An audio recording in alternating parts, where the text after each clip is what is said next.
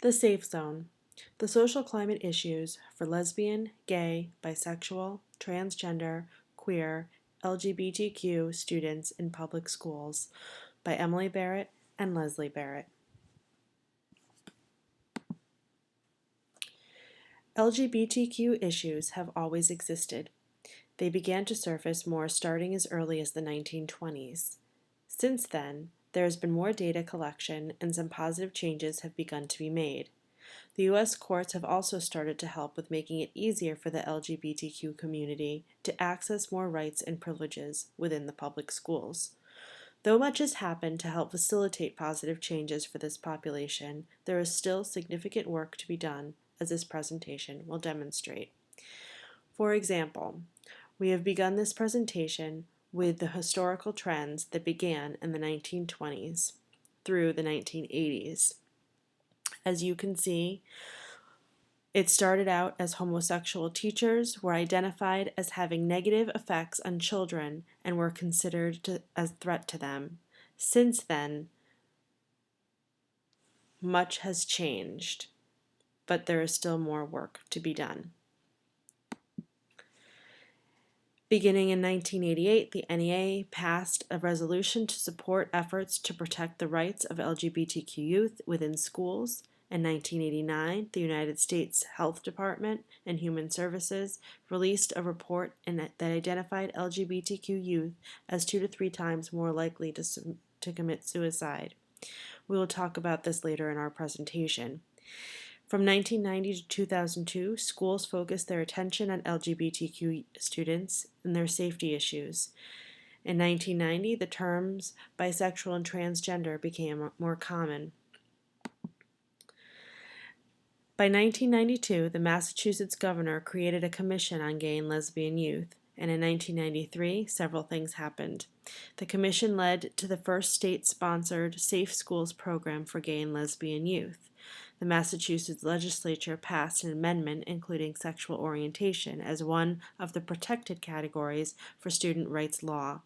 The Safe Schools Coalition of Washington State was formed to protect LGBTQ youth, and this has led to several other states following suit. In 1996, legal action was taken to protect LGBTQ youth. 1999, the film Boys Don't Cry was released, which depicted the negative consequences of a gay student. In 2002, 10 states established safe school laws. More GSAs were formed nationally in high schools under the Equal Access Law, and Christian supporters adamantly fought against these LGBTQ efforts. From 2003 until the present, LGBTQ topics are addressed in schools more openly. GSAs are more commonplace, school non-discrimination policies are becoming more popular, and professional developments with a focus on LGBTQ issues are beginning to be implemented for educators nationally. These historical trends will be discussed in detail throughout our presentation. LGBTQ issues in elementary schools. Please note the optional video, It's Elementary, at the bottom of this slide. LGBTQ issues in elementary schools primarily revolve around 3 main ideas. Transgender students are identifying much earlier and have identified as transgender, boy versus girl, or girl versus boy as early as preschool.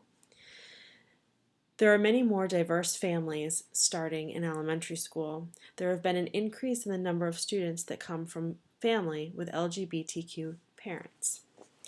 Creating and implementing a diverse curriculum that targets the safe school model and introduces and discusses the LGBTQ terminology is a must to address these issues starting in the elementary school. GLSEN has begun to promote many more programs to help elementary schools to create curriculum that's targeted for that age, for the age appropriateness of that level. Ready, Set, Respect is one of these such programs. It is a toolkit for educators to implement a differentiated curriculum that is inclusive of all students and their backgrounds. This curriculum provides a safe space for teachers to introduce vocabulary and have important conversations with students regarding diversity and demonstrating respect to all people. No Name Calling Week, which has also been put out by GLSEN, is a national program to promote kindness in schools. This initiative is to help all students have the tools to stand up against bullying and doesn't necessarily just target LGBTQ community, but targets all students, and yet is another way to promote safe schools for all students. It is important to increase your classroom libraries so that students can have access to these resources within their classrooms. There are many videos and literature targeted at young elementary school audiences. Increasing student exposure to these resources will help students to explore and ask questions in a safe environment regarding these topics, as well as build respect for the diversity. We have provided a list of children's literature that helps to celebrate these differences specifically for the LGBTQ families.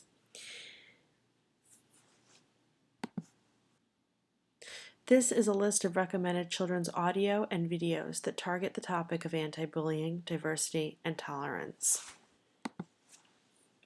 Defining the LGBTQ problem in secondary schools. Please note the optional video, Love is All You Need, and you may view this whenever you have time. Defining the LGBTQ problem in secondary schools. Please note the optional video, Love is All You Need. You may view this at your convenience. GLSEN put out a national school climate survey in 2013. This survey depicted how unsafe an environment is, the school environment is. It talks about discriminating policies that are currently occurring in schools, and it talks about the fact that over 50% of LGBTQ students have reported being harassed, whether verbally or physical, in some way at some point in their high school careers. It also discusses the homophobic language that is used on a regular basis within these school environments, creating unsafe school environments and targeting the LGBTQ youth.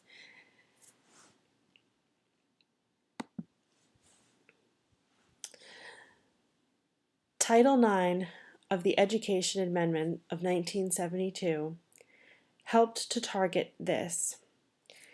It states, "No person in the United States shall, on the basis of sex, be excluded from participation in, be denied the benefits of, or be subjected to discrimination under any education program or activity receiving federal financial assistance."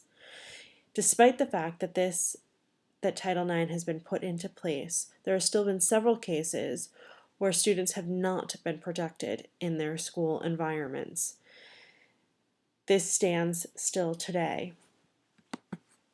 In Connecticut, Section 10-15C of Connecticut state law states, "The public schools shall be open to all children 5 years of age and over who reach age 5 on or before the first day of January of any school year, and each such child shall have and shall be so advised by the appropriate school authorities an equal opportunity to participate in the activities, programs, and courses of study offered in such public schools at such time as the child becomes eligible to participate in such activities, programs, and courses of study without discrimination on account of race, color, sex, gender identity, or expression, religion, national origin, or sexual orientation, provided boards of education may, by vote at a meeting duly called, admit to any school children under 5 years of age."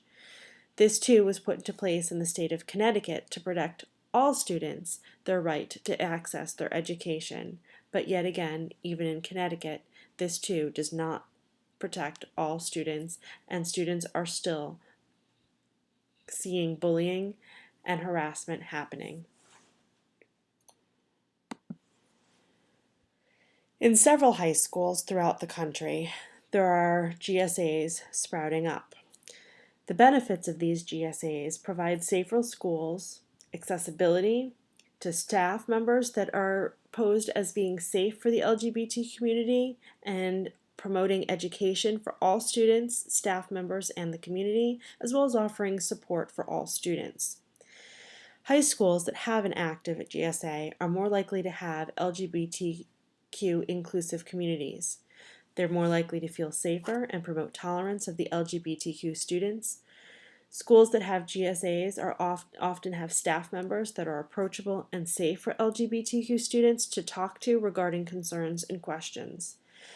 Despite this evidence of the benefits of GSAs, many students still lack access to the resources GSAs provide. Although GSAs are increasing, there's less than a quarter of high schools students nationally that have a GSA in their school. Specifically, and this targets some students that live in small towns, rural areas, and the South, which are the least likely to have access to this type of support at school. The Connecticut State Safe School Coalition published a directory of anti-bias and anti-bullying programs in 2012.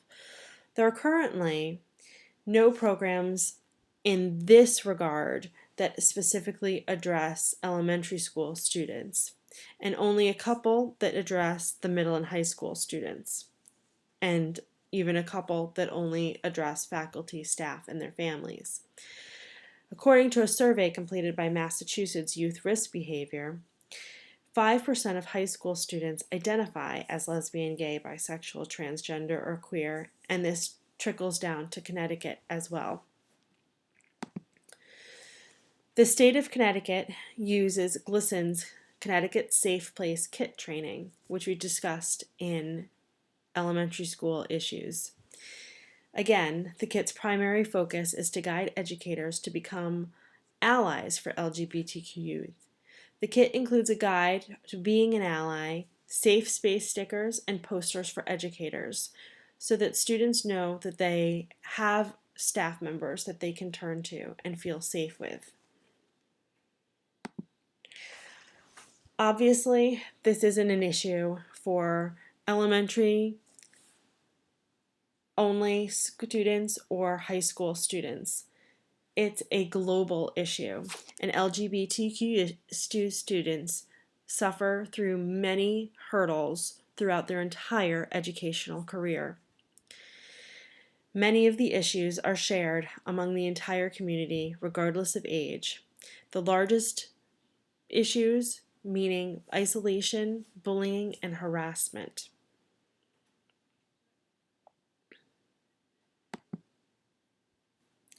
Bathrooms in schools are most often sex segregated.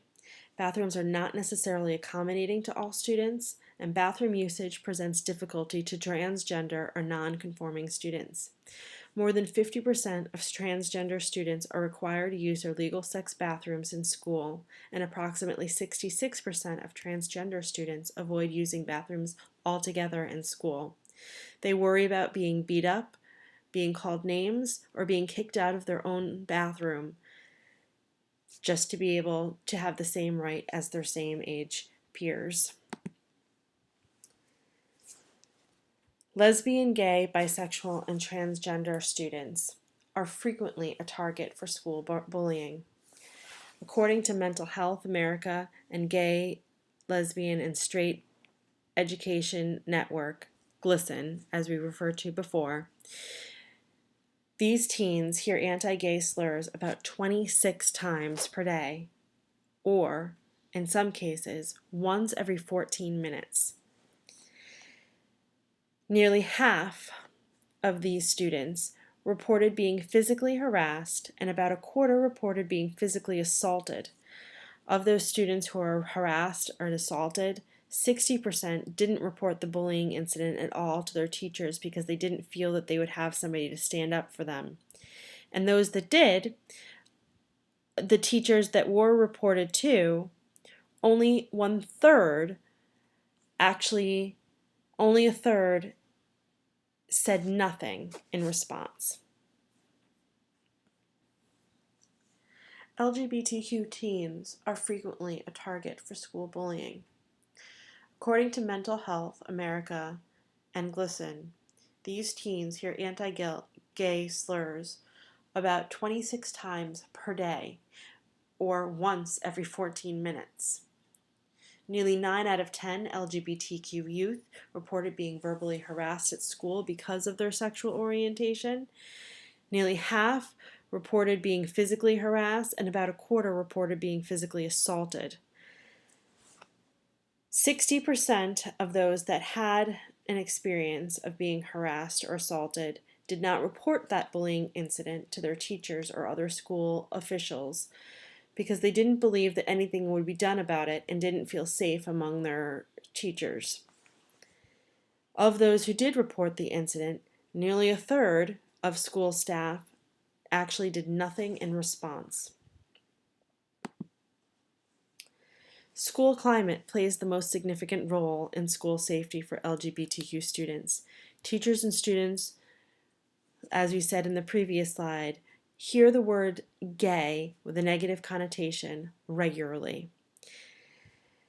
45% of students reported that they hear "that's so gay" or "you're so gay" on an almost daily basis. 39% of students hear comments about what boys shouldn't do because they are boys. 33% of students hear comments about what girls shouldn't do because they are girls. 26% of teachers and students hear the word fag or lesbo on a regular basis. And due to these comments and creating an unsafe environment, 30% of students that identify as LGBTQ miss at least one day of school in the past month because they felt unsafe.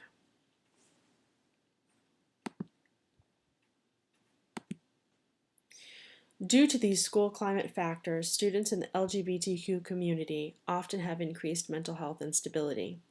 Identifying as LGBTQ is not a factor in mental health, but the school climate is. Transgender children have a higher anxiety rates compared to their peers, not only due to school climate factors, but also lack of support from their family members. Many mental health issues for the LGBTQ youth manifest themselves in the secondary level, typically around the age of 15. Suicide is a grave issue for the LGBTQ youth community. LGBTQ youth are 1.5 to 3 times more likely to report suicide ideation, 1.5 to 7 times more likely to attempt suicide than their non-LGBTQ youth same age peers. And those that do attempt suicide are 1.5 to 3 times more likely to be fatal. 49% of LGBTQ youth admitted to thoughts of suicide during some point during their adolescence.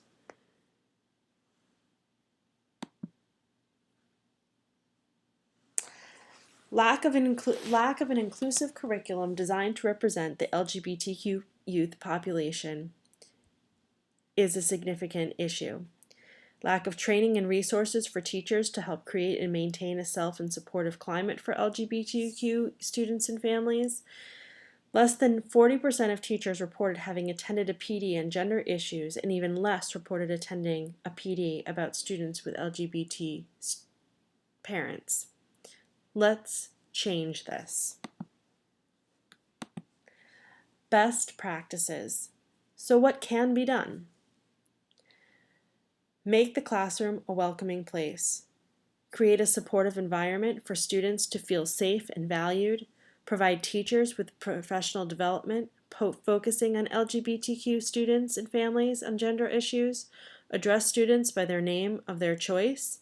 Use pronouns compatible with child's gender identity. Allow hair and clothing to reflect students' gender identity.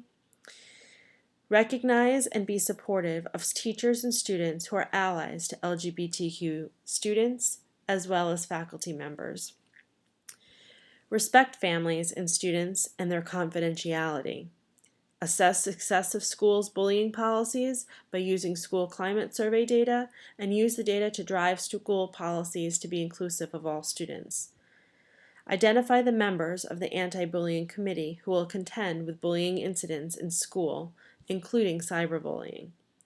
Include age-appropriate discussions about diversity, reporting and responding to bullying, and discipline actions regarding bullying incidents. Provide gender-neutral bathrooms. Allow curriculum and its content to represent diverse cultures and respect for differences, including gender identity and expression, and LGBTQ families. Allow students to play without defining gender-specific roles. Overall, be inclusive in your classrooms. Be open and advocate for the safety and respect for all students. As discussed in our presentation, there are many barriers and issues that the LGBTQ community still face. The dialogue must still continue, and as educators and administrators, we must strive to make our schools safe for all. Our first call to action should be re-examining the curriculum. Curriculum development teams need to utilize resources that are already available that target diversity, tolerance, community, acceptance, and safe school culture.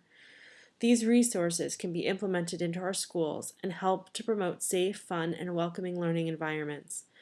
We then need to change our focus and our attention on changing the norms. One voice can make a difference. Many can make an even bigger difference. Let's keep this trend going so that our schools are safe for all. We have included several online resources for your information so that you can bring this information back to your schools. I hope you enjoyed our presentation. Thank you for watching.